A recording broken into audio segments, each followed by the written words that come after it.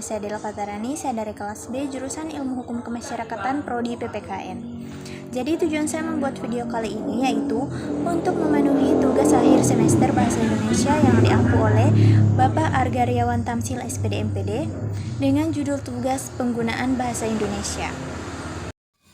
Peraturan Presiden Republik Indonesia Nomor 63 Tahun 2019 tentang penggunaan Bahasa Indonesia dengan fokus pada pembahasan Pasal 26. Peraturan Presiden ini disahkan sebagai bentuk perhatian pemerintah terhadap kedudukan bahasa Indonesia sebagai bahasa nasional, bahasa persatuan, serta bahasa resmi negara yang harus digunakan secara konsisten dalam kehidupan berbangsa dan bernegara.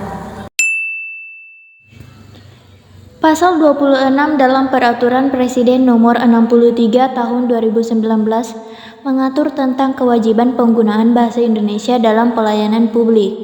Yang dimaksud dengan pelayanan publik adalah seluruh bentuk layanan yang diberikan kepada masyarakat oleh instansi pemerintah pusat dan daerah, badan usaha milik negara, badan usaha milik daerah, serta lembaga lain yang menyelenggarakan pelayanan kepada masyarakat secara langsung.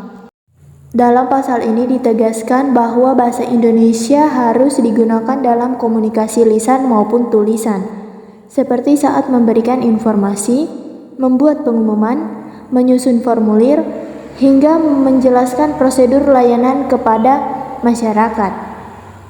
Ketentuan ini bertujuan agar setiap warga negara memperoleh pelayanan yang mudah dipahami, jelas, dan tidak menimbulkan kebingungan.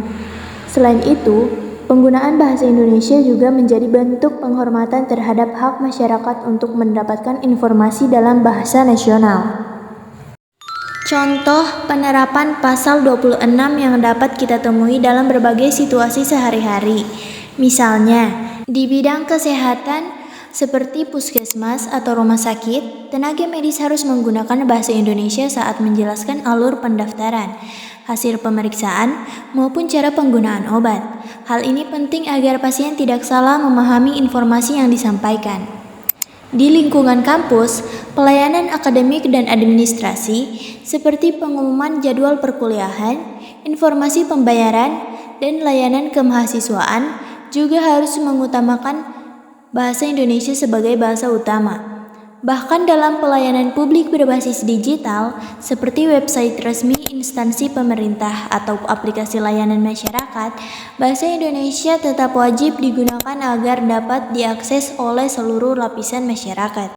Melalui Peraturan Presiden Nomor 63 Tahun 2019, khususnya Pasal 26, pemerintah ingin memastikan bahwa bahasa Indonesia benar-benar digunakan secara aktif dalam pelayanan publik. Penggunaan bahasa Indonesia yang baik dan benar tidak hanya mempermudah komunikasi, tapi juga memperkuat identitas nasional dan rasa persatuan.